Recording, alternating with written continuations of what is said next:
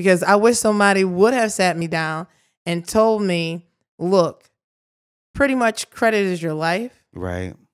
Financial stability, it leads to financial stability. Yeah. So, get that ingrained to the point where every decision you make, you think about whether or not it's a good financial decision. Yeah. Regardless of what it is. So if we can leave the listeners, right, with one piece of advice or one experience that you've had that you think they could benefit from, something that's not as generic as don't max out your credit cards, basically, what would it be? It would be to actually create a budget and stick to it. And if you can't stick to it, make edits. 99% of the people that I know don't do budgets at all. Mm-hmm. They make money, they spend money. Mm-hmm. They don't even know where their money is going. That's right. Until they sit with me for a consultation.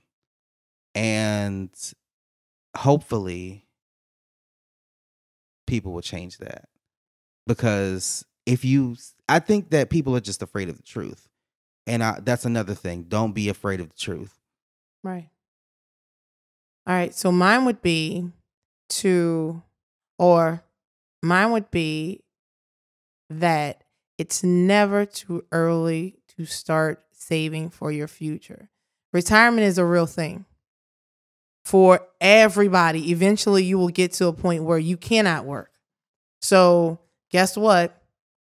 Social Security may or may not be there for everyone, even for us, may not be there when it comes time for us to retire. And that's what most people in our community, that's what they think about when they think about retirement. Oh, I'm gonna be on Social Security and this and that and other. Guess what?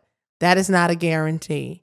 So think about if you start saving, if you're 18 and you start saving today, by the time your retirement age, how much you really be balling out of control. Man, that's real. I took when I first decided to start doing the retirement plan, because I'm like, fuck that shit in my 20s. And so my cousin, he was like, yo, man, $30 a paycheck. Just do $30 a paycheck. I'm like, but that ain't shit. Just do it. So I'm like, all right. So I did $30 a check, and after like maybe 3 weeks, 3 paychecks, you don't even miss that $60 or $30. Mm-hmm. So now you're not thinking of it. I looked at one of the statements like 5 years in, and there was like, along with the company matching, there was like 10, 12 grand sitting in that. And I'm like, damn, that's my money? Shit, I should have started doing this in my 20s, because I started doing it at like, I want to say 30 years old. Had I been doing that 19, 20, think about that. You're cheating yourself if you don't. That stuff grows exponentially. You think about if you start at 18 and you plan on retiring at 65, that's 47 years. Let's say 22. That's a more realistic. Well, okay, start. so 22. Even at 22, if you start at 22, that's still 45 years of saving. Think about that, how much money you save in the end. How much money do you want when you retire? Like, what's the acceptable amount of money to say, okay, if you have this much money, you're safe? There is a little, I'm gonna have to hip you to that. There is a formula depending on how much you want to have per month. Like what per month, how much you think that your bills or whatever you're gonna need for that, and then a little lagniappe. But I know I did mine and calculating it, I would need like $2.5 million, which is attainable. Right, exactly right. Even at where I am right now, I can still do it. I mean, I have something stashed and cashed away, but but 2.5 is my number.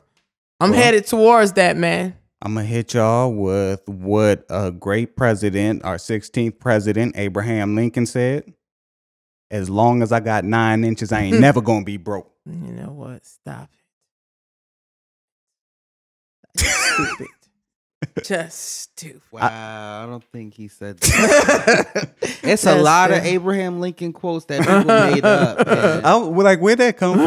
I just started randomly seeing that shit.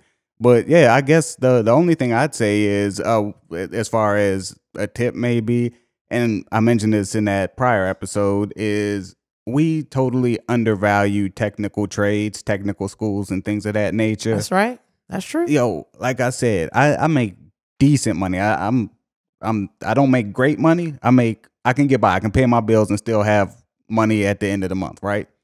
But you could do that working at McDonald's because you are you. Yeah, I'm cheap as hell. You are you. But at the end of the day, I know electricians that make more money than probably all of us combined in this balling entire, out of control. Yes, I'm Absolutely. talking about $200,000-$400,000 a year.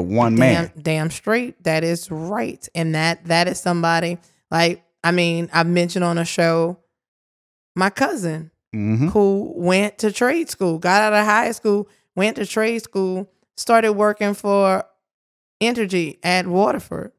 Like he's a tech on some nuclear power plant type foolishness, just making last count, making like almost $100,000.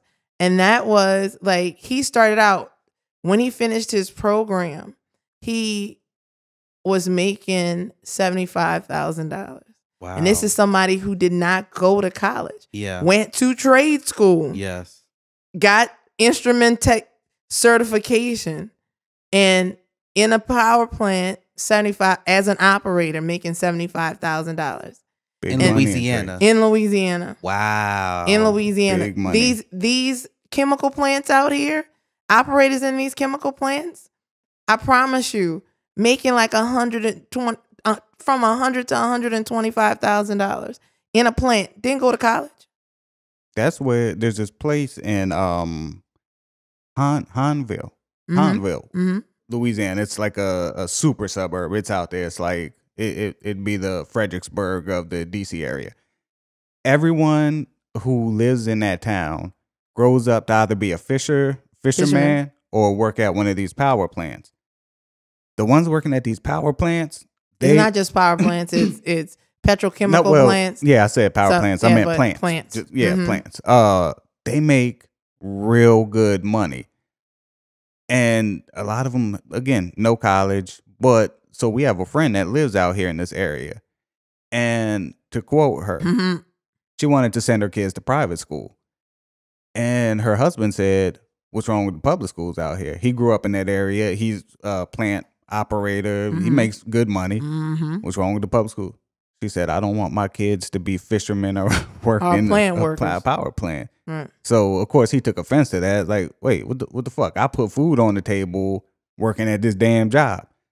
No, I didn't mean any offense by that, but I just want my kids to strive for better. So sometimes we have to look at things more realistically. And telling that little story is, I'm saying we totally undervalue. What the fuck just happened? Wait, what happened? Hey, it was an earthquake. Man, you know I don't like sudden movements. Wait, hold on. I'm still missing something. I don't like sudden movements, man. Snoring.